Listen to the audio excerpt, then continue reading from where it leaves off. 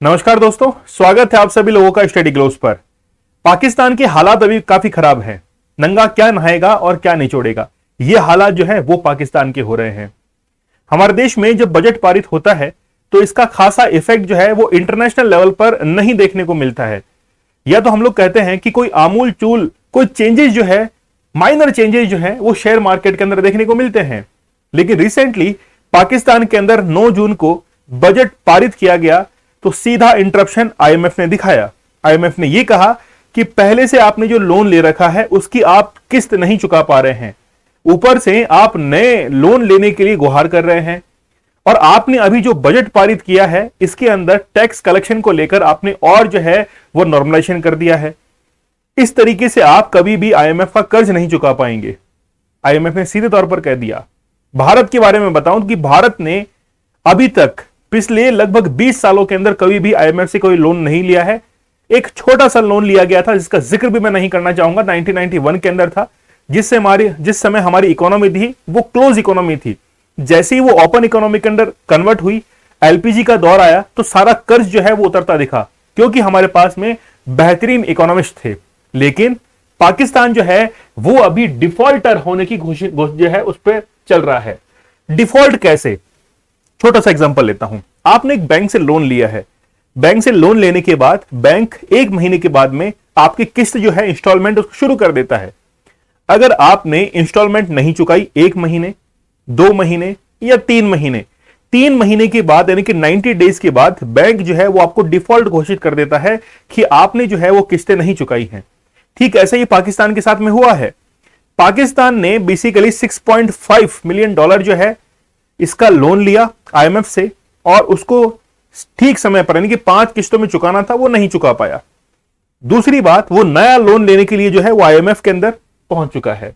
तो IMF not ready to give loan, need to $4 billion by the end of June.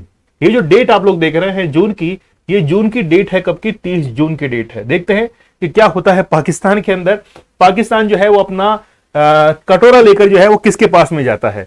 Study glows अपने study को लेकर काफी जाना जाता है। आप लोग को पता है कि जिस तरीके से आपको चैनल के ऊपर पढ़ाया जाता है उसी तरीके से उससे भी एनरिच कंटेंट जो है वो आपको ऐप के ऊपर मिलता है। और खास तौर पर यूपीएससी के जितने भी तैयारी करने वाले स्टूडेंट्स हैं उनके लिए, चाहे ऑप्शनल हो चाहे जीएस के सब्जेक्ट्स हो, वो जबरदस्त कंटेंट है।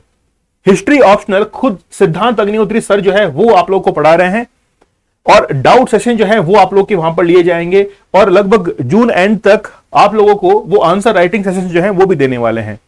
आज जो है वो लास्ट इसकी डेट है सेल की, और अब तक सबसे बड़ी सेल जो है 30% वो इस बार की रही है। तो हिस्ट्री ऑप्शनल के लिए आप लोग जा सकते हैं। इसके साथ में ही पीएसआई जो है, पीएसआईआर, इसका ऑप्शनल बैच भी जो है वो भी शुरू हो चुका है, और आप लोग इस बैच के अंदर एनरोल कर सकते हैं 30% डिस्काउंट के साथ में।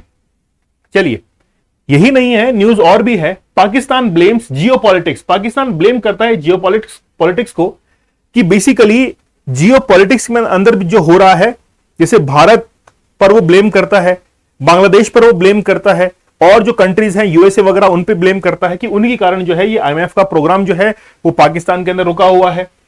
और दूसरी बात ये भी आ रही है कि आईएमएफ और no IMF, Pakistan will not default, जो है वहां के फाइनेंस मिनिस्टर जो है इशाक डार, उन्होंने ये कहा है कि आईएमएफ लोन दे या ना दे, हमको कोई परवाह नहीं है, हम जो है वो उसी प्रकार अपनी इकोनॉमी को जो है वो रन करते रहेंगे। सोच के देखिए कि जब आपने पहले जो लोन लिया था उसकी किस्तें क्यों नहीं चुकाई? आपको डिफॉल्टर घोषित किया गया है। आपने पहले $6.5 बिलियन का जो लोन लिया उसको क्यों नहीं चुकाया? बताइए। जब आपको आईएमएफ से आने से या नहीं आने से कोई फर्क नहीं पड़ता है तो पहले तो लोन लिया क्यों? और लोन जो है आपने होशियारी में ले लिया, अब किस्त जो है आपसे नहीं चुक पा रही है। ठीक है, चलिए। तो बेसिकली इन्होंने कहा है कि अगर आईएमएफ हमारी हेल्प नहीं करता है तो हमारे पास में और भी कई रास्ते हैं जिसके जरिए हम लोग क्या कर सकते हैं, अपनी अर्थव्यवस्था जो है, इकोनॉमी, इसको रन कर सकते हैं। देखिए क्या हुआ कि 9 जून को जब बजट जो है वो पारित हुआ पाकिस्तान के अंदर, तो उस समय वहां का जो टैक्स सिस्टम है, टैक्स कलेक्शन सिस्टम, इसको काफी ज्यादा लिबरल कर दिया गया। और लिबरल करने से आईएमएफ जो है वो बड़ा नाराज हुआ। क्यों नाराज हुआ? क्योंकि अगर ये टैक्स सिस्टम को लिबरल करेंगे तो टैक्स कलेक्शन काफी कम होगा, और टैक्स कलेक्शन काफी कम होने से पाकिस्तान आईएमएफ की जो किस्तें हैं, जो इंस्टॉलमेंट्स हैं, उसको नहीं चुका पाएगा।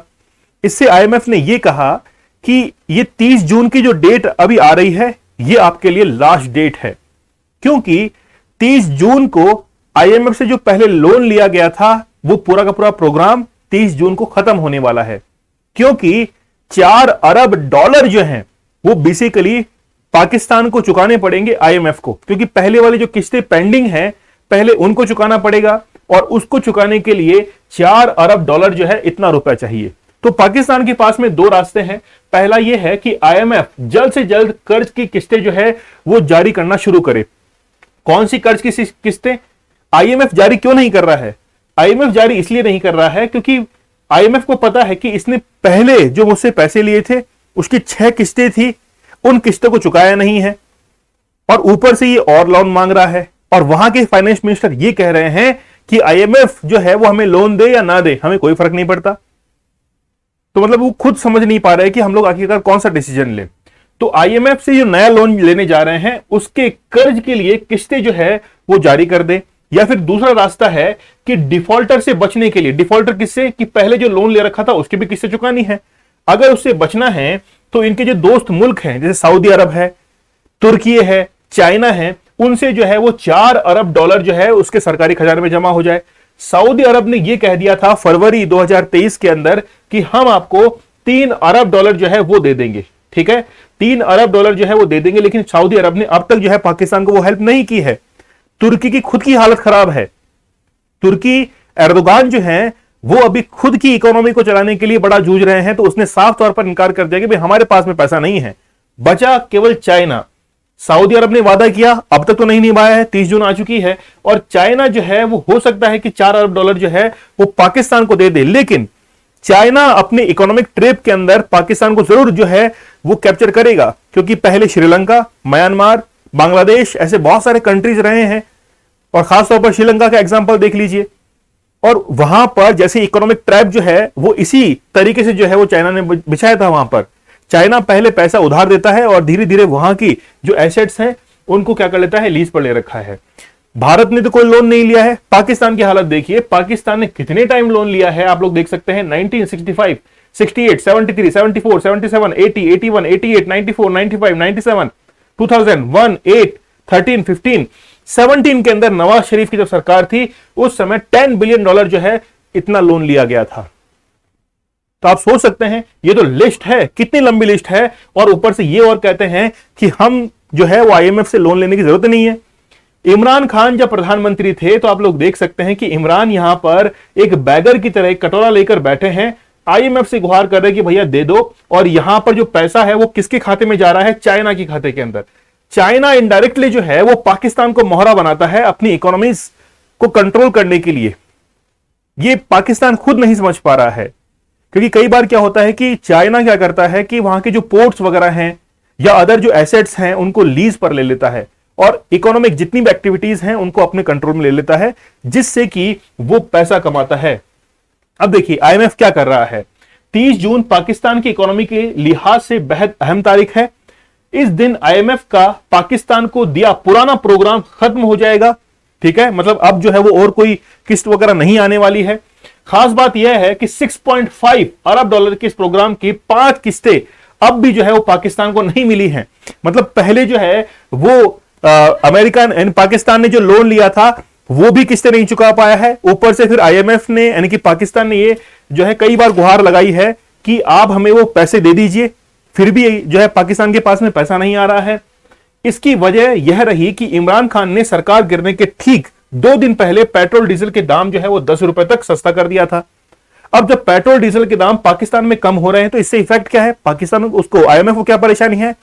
आईएमएफ को परेशानी यह है कि जैसे ही पेट्रोल डीजल के दाम गिरेंगे तो फिर कलेक्शन कम होगा, गवर्नमेंट के पास में रेवेन्यू कम आएगा, तो आईएमएफ की किस्तें नहीं चुका पाएगा। तो प्रॉब्लम किसको है? आईएमएफ को है। शहबाज शरीफ जो कि हर जिले डिस्ट्रिक्ट के अंदर जाकर यह पूछ रहे हैं कि कहीं महंगाई बढ़ तो नहीं गई है। यहां पर वो जनता से पूछ रहे हैं कि महंगाई ठीक तो है। जनता जो है वो खुले तौर पर कह रही है कि भैया महंगाई बढ़ चुकी है।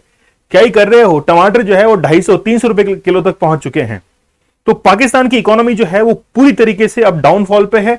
देखना होगा कि 30 जून को आईएमएफ जो है, आईएमएफ की पहले वाली किस्तें, है ना, अभी हम लोग जो बात कर रहे हैं लगभग 3-4 लोन पहले से चल रहे हैं उनके ऊपर। 30 जून को अगर $4 अरब किसी दूसरे देश से पाकिस्तान लेकर अगर आईएमएफ को देता है, तब जाकर जो है वो पाकिस्तान की मुश्किलें कम होंगी, है ना। लेकिन उसके बाद में भी मुश्किलें जो हैं वो कम नहीं होंगी और बढ़ जाएंगी। क्या कि 30 जून के बाद में अगर मान लीजिए 30 जून को दे दिया है आईएमएफ को लोन, यानी कि पहले की किस्तें चुका दी हैं, तो आईएमएफ से फिर नया लोन ले लेगा, फिर से किस्तें जो है वो शुरू हो जाएंगी। तो देखना होगा, देखते हैं, वेट करते हैं कि क्या करता है 30 जून तक। आप लोग मुझे कमेंट सेक्शन में जरूर बताइएगा कि 30 जून के बाद में पाकिस्तान के क्या हालात जो है वो होने वाले हैं। हिस्ट्री ऑप्शनल सिद्धांत सर जो है वो आप लोगों को पढ़ा रहे हैं। हिस्ट्री ऑप्शनल के लिए लाइव डाउट सेशंस आप लोग को दिए जाएंगे, आंसर राइटिंग सेशंस जो हैं वो भी आप लोग को दिए जाएंगे। इसके साथ में ही यूपीएससी पीएसआईआर ऑप्शनल के लिए भी आप लोग को पढ़ाया जा रहा है। Live doubt sessions, answer writing sessions, live and recorded sessions जो है वो आप लोग को दिए जा रहे हैं। सेल का आज अंतिम दिन है, 30% सेल जो है वो आप लोग को यहां पर मिल जाएगी और बेहतरीन कोर्स जो है, जबरदस्त कोर्स आप लोगों के लिए तैयार किया गया है। चलिए मिलते हैं हम लोग नेक्स्ट लेक्चर में, तब तक के लिए धन्यवाद, थैंक यू, जय हिंद।